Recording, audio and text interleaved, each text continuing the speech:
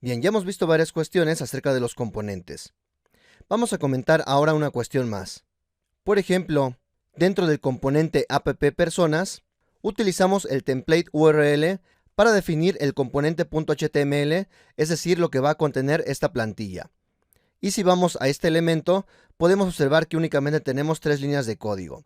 Si tenemos este tipo de información, que puede ser bastante compacta, en lugar de tener un archivo por separado, podemos tener simplemente este HTML, esta plantilla, directamente agregada dentro de este archivo. Para ello vamos a utilizar la propiedad de template en lugar de template URL. Así que vamos a modificar esta propiedad por la propiedad template. Y lo que vamos a hacer es agregar nuestro código HTML.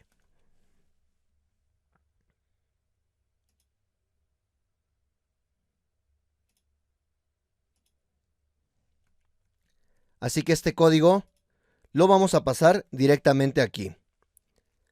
No podemos utilizar saltos de línea con esta sintaxis. A continuación vamos a ver cómo se podría hacer.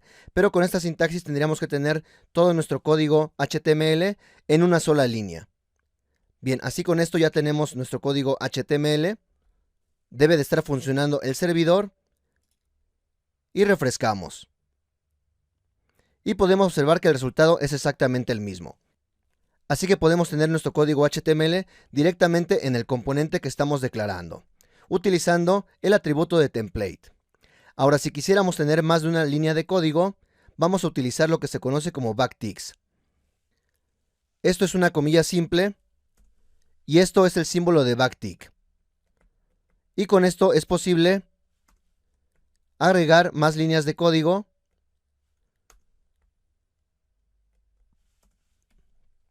y cerramos también con backticks. Salvamos, refrescamos y podemos observar exactamente el mismo resultado. Así que esto simplemente es para demostrar que podemos mandar a llamar nuestro template directamente sin crear un nuevo archivo. Podemos agregarlo directamente en nuestra clase TypeScript. Lo mismo sucede con la propiedad de CSS. Y también cuando estamos creando nuestro componente, podemos indicar a través del comando que estamos ejecutando en CLI que se genere en línea tanto la plantilla HTML o el archivo CSS, o incluso ambos.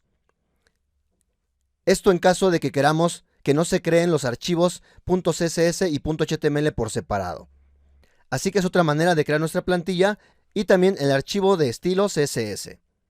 Bien, vamos a regresar nuestros valores para utilizar template URL y hacer referencia a nuestro archivo.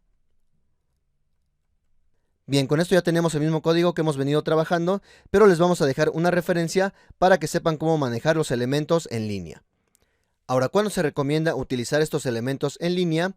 Como hemos comentado, cuando tenemos pocas líneas de código en HTML o en CSS.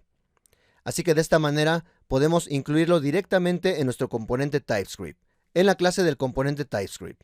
Sin embargo, si nuestro archivo HTML tiende a crecer, es decir, tener más contenido que por ejemplo 3 líneas o más, entonces es recomendable tener un archivo por separado. Esas podrían ser las recomendaciones generales para trabajar con elementos en línea o con archivos externos.